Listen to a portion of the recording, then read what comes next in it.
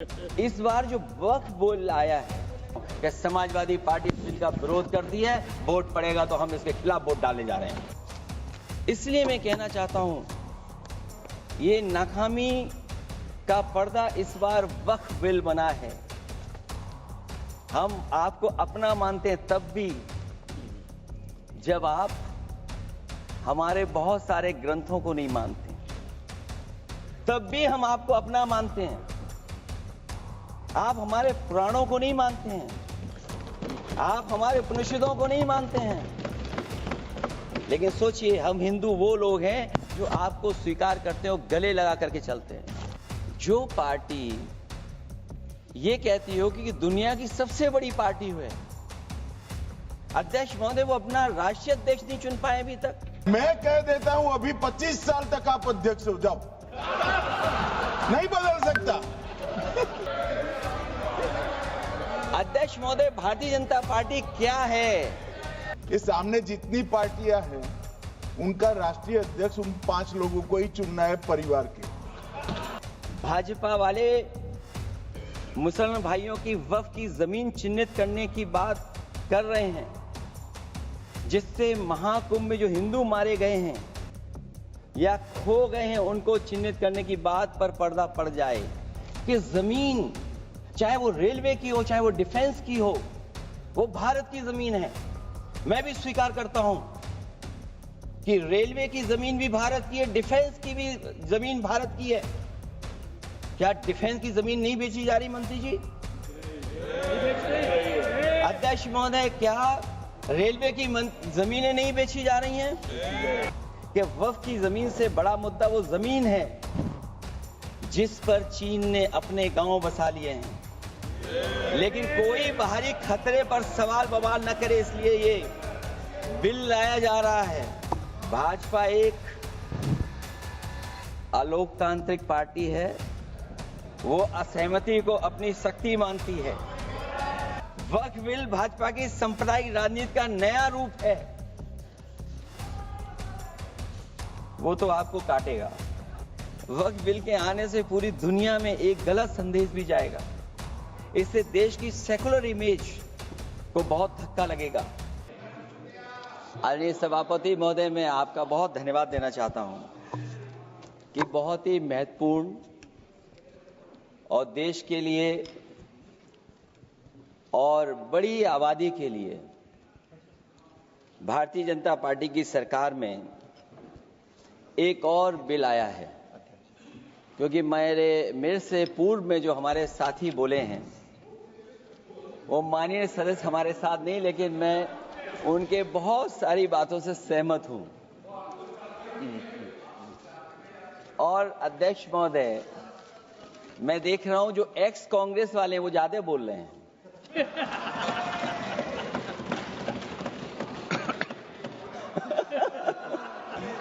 आदरणीय अध्यक्ष महोदय,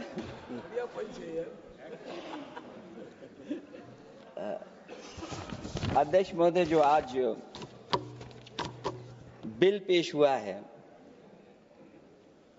मैं हिंदी और अंग्रेजी को जो कुछ समझ सकता हूं, वो यही मैं कह सकता हूं कि माननीय मंत्री जी ने ये कहा कि ये उम्मीद है। ये उम्मीद कैसे बना है? अंग्रेजी में भी मुझे समझ में नहीं आ रहा कि उम्मीद है ये, हिंदी में भी समझ में नहीं आ रहा कि ये उम्मीद है। यूनिफाइड वक्फ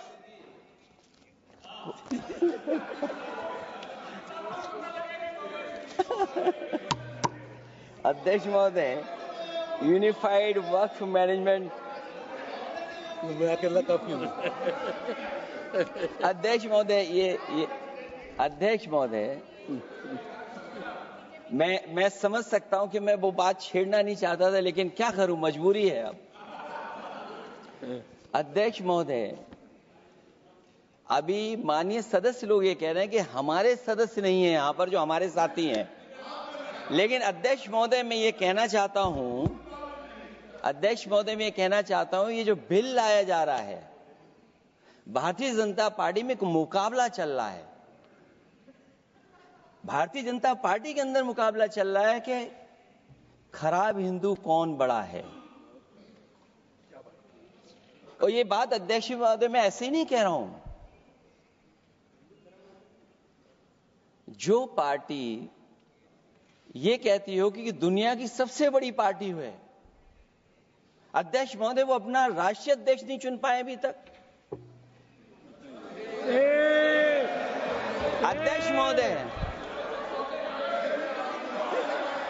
अध्यक्ष महोदय भारतीय जनता पार्टी क्या है?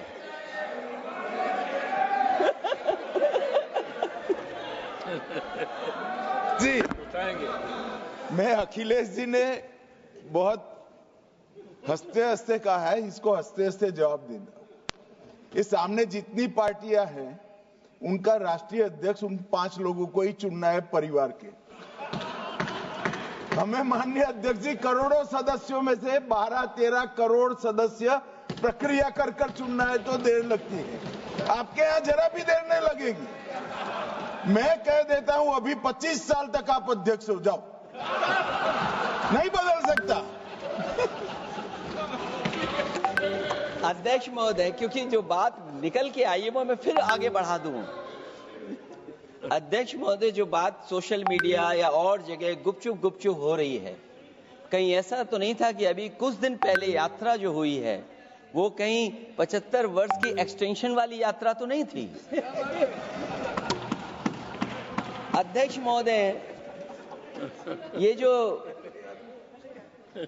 इस बार जो वक्फ बिल आया है, नाकामी का पर्दा इस बार है वक्फ बिल। और नाकामी कोई एक आध नहीं है, मैं कई नाकामियां बता सकता हूं। अभी मैं माननीय सदस्यों को सुन रहा था, वो पुराने कई बिल उनके बारे में चर्चा कर रहे थे कि कितने प्रोग्रेसिव बिल लेकर के आए हैं। मुझे याद है मैं उत्तर प्रदेश में उस समय था और मुझे लगा कि शायद इनकी वो बात ठीक होगी।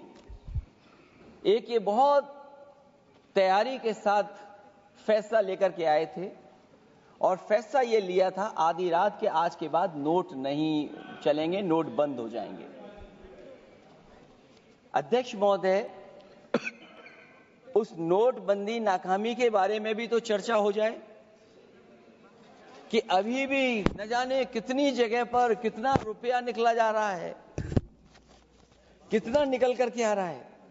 केवल नाकामी नोटबंदी की नहीं, नाकामी बेरोजगारी की भी है, नाकामी महंगाई की भी है, नाकामी किसान की आय दोगुनी नहीं कर पाए वो भी इनकी नाकामी है।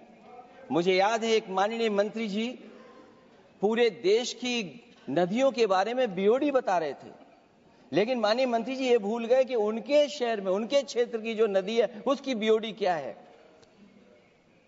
गंगा क्या साफ हो गई, यमुना क्या साफ हो गई, स्मार्ट सिटी क्या बन गई, क्या गोद लिए हुए गांव इन्होंने गोद से उतार दिए, उनकी क्या दुर्दशा है। इसलिए मैं कहना चाहता हूं, ये नाकामी का पर्दा इस बार वक्फ बिल बना है। और सबसे बड़ी बात तो यह है कि जिसके लिए फैसला होना है उसकी बात को अहमियत न देना भी नाइंसाफी है। अध्यक्ष महोदय, नाकामी केवल यहां तक नहीं है। और भारतीय जनता पार्टी क्या है, मैं केवल एक पुरानी घटना याद करता हूं। एक बार फैजाबाद अयोध्या में एक कार्यक्रम था, उसमें बड़ी तैयारी की गई थी और तैयारी के साथ कलाकार मुंबई से बुलाए गए थे। हो सकता है वो सहमति दिल्ली से ना रही हो, केवल लखनऊ की सहमति से हो रहा हो कार्यक्रम। और जब कार्यक्रम की पूरी तैयारी हो गई, भगवान श्री राम बनकर के कोई आ गया, लक्ष्मण बनकर के कोई आ गया, मां सीता भी बनकर के कोई आ गया, हनुमान जी, और भगवान हनुमान भी बनकर के कोई आ गया।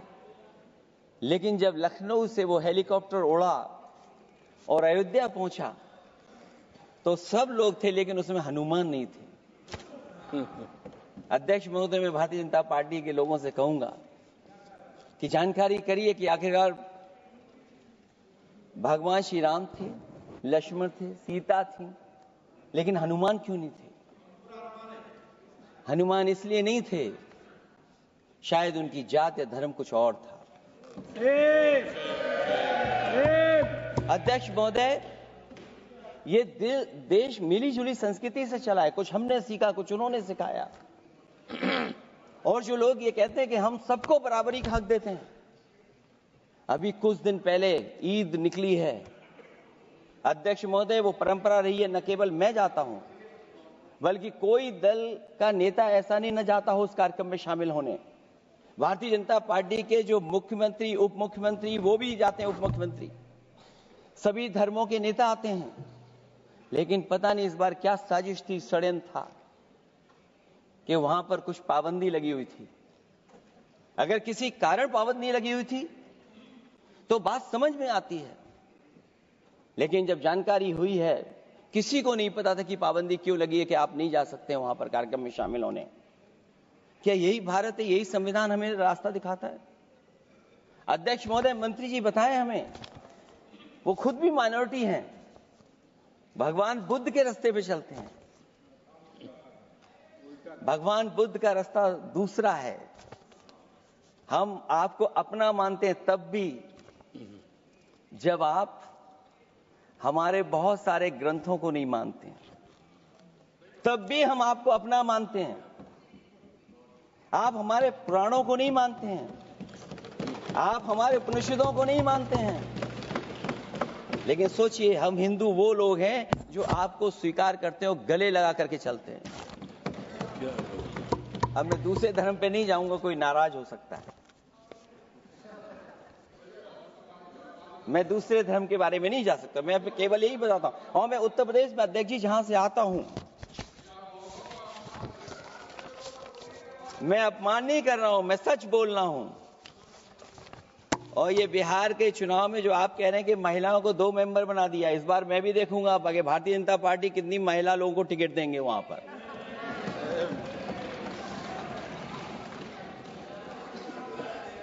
अध्यक्ष महोदय, भाजपा जब भी कोई नया बिल लाती है तो वो अपनी नाकामी छुपाती है। भाजपा वाले मुसलमान भाइयों की वक्फ की जमीन चिन्हित करने की बात कर रहे हैं, जिससे महाकुंभ में जो हिंदू मारे गए हैं या खो गए हैं उनको चिन्हित करने की बात पर पर्दा पड़ जाए। अध्यक्ष महोदय, मुझे खुशी इस बात की कि हमारा धर्म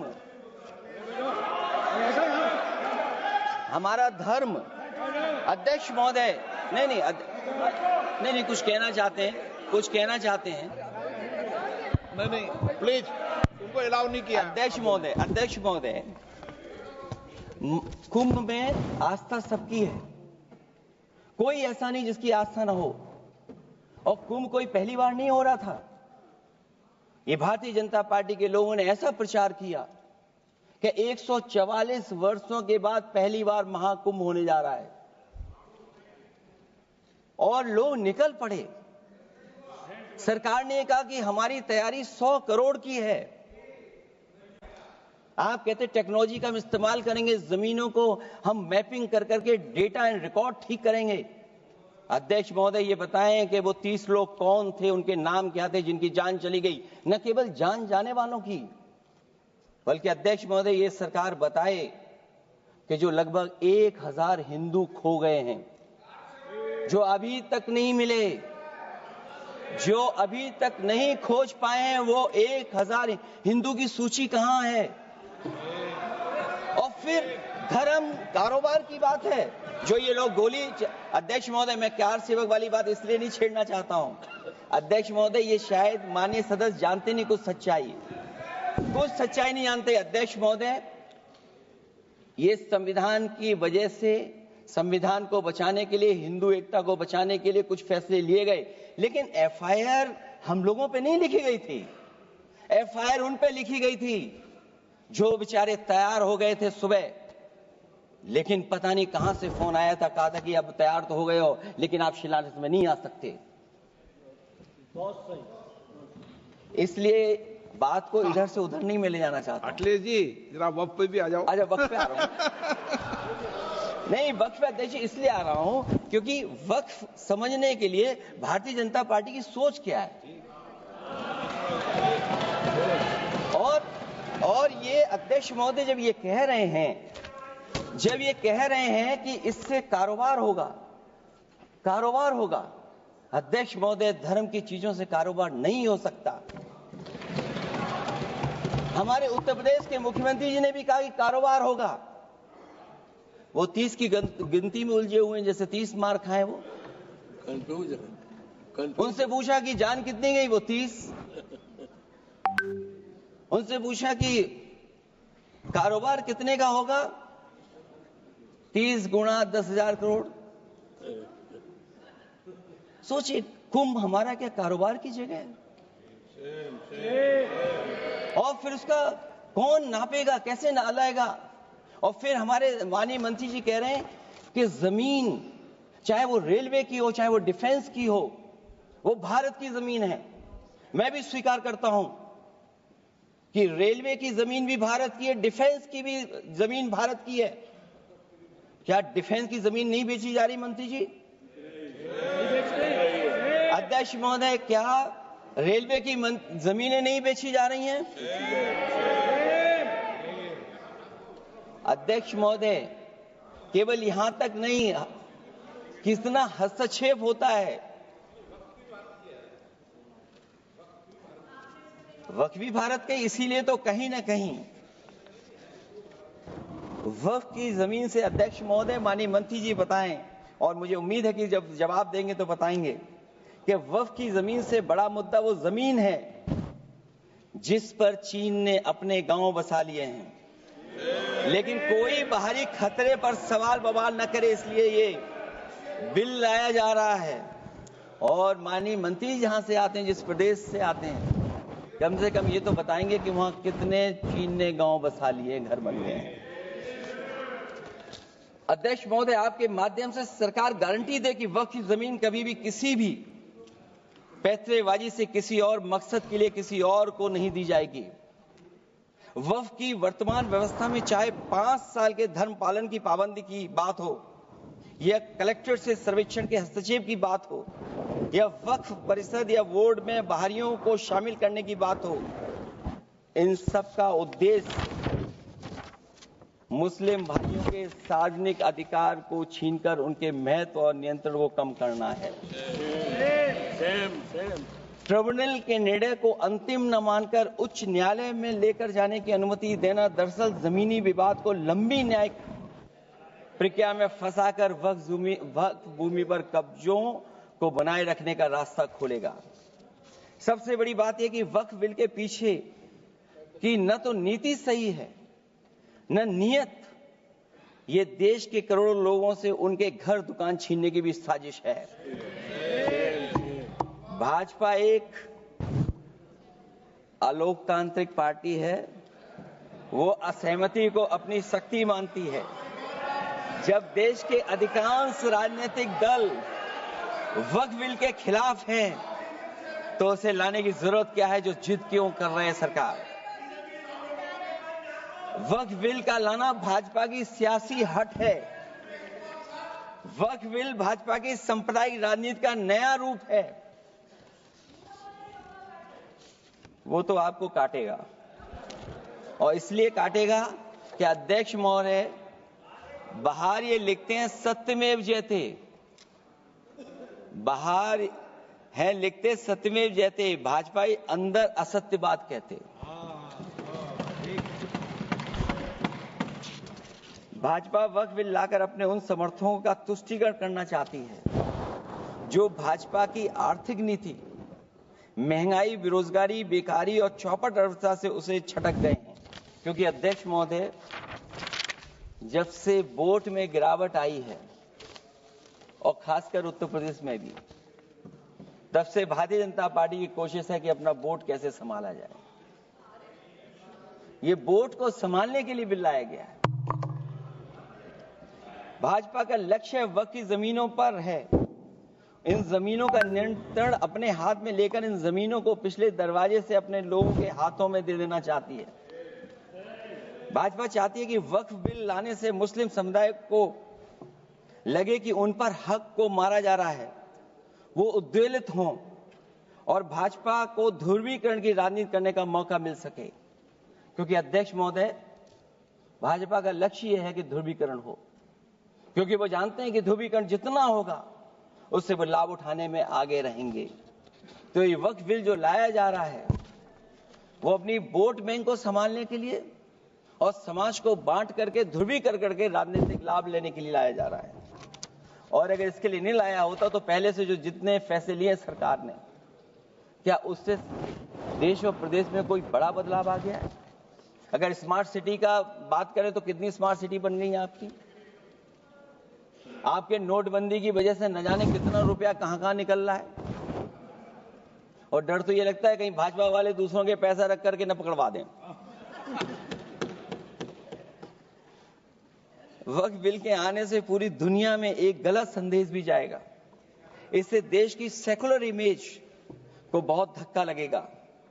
वक्फ बिल भाजपा की नफरत की राजनीति का एक और अध्याय है। मैं अंत में कहना चाहता हूं कि अभी तो आपने साथी संभाल लिए हैं, एक साथी तो मुझे दिखाई नहीं दे रहा है। और हमारे जिनका हमने सम्मान किया हमें कहां ले गए आप? और हमें यहां छोड़ गए आप, हमें छोड़ गए। हमें देखिए सभापति महोदय देखिए राजनीति क्या है। हमने आपका हाथ पकड़ा और हम यहां आ गए और आप हमारा हाथ छुड़ा करके वहां चले गए।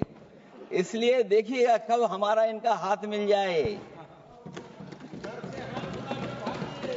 और मैं अध्यक्ष सभापति महोदय ये कहना चाहता हूं कि वक्फ बिल भाजपा के लिए वाटरलू साबित होगा, क्योंकि ऊपर से तो हाँ कह रहे हैं लेकिन अंदर ही अंदर बहुत सारे साथी सहमत नहीं है। मैं अंत में इतना ही कहना चाहता हूं कि ये वक्फ बिल जो लेकर के आए कोई उम्मीद लेकर के नहीं आ रहा है। ये सोची समझी रणनीति का हिस्सा है, क्योंकि इनका जो बोर्ड बिखर गया है। ये मुस्लिम में भी बंटवारा चाहते हैं। मुस्लिम इस्लाम धर्म में कहीं बंटवारा नजर नहीं आता है, लेकिन इनकी कोशिश है कि इस बिल के माध्यम से हम मुस्लिम भाईचारा में भी बंटवारा करते हैं। बंटवारा तो पीडीए करेगा।